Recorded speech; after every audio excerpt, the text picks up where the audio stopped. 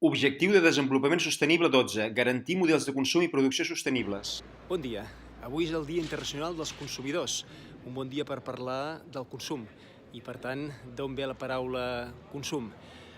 Consum, per entendre-ho, deixeu-me que us parli de com es deia la paraula agafar en la llengua indoeuropea que parlaven els nostres avantpassats. Hi havia una arrel que volia dir agafar i distribuir, que era hem. I aquest hem, quan el van agafar els llatins, el que van fer va ser posar-li el prefix sub, que vol dir sota, a davant, i va donar lloc al nostre verb actual, sumir, que vol dir precisament agafar una cosa i portar-la cap a sota.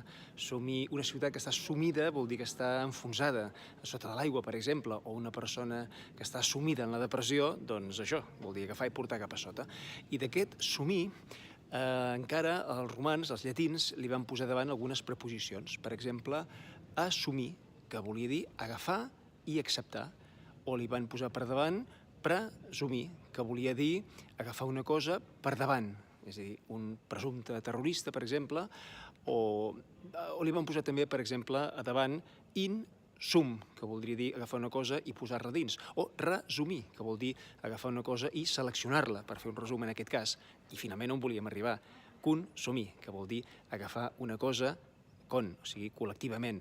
Vol dir, d'alguna manera, no fer una compra col·lectiva, però sí fer una compra en el marc d'una relació social, en el marc d'un mercat. Això és consumir.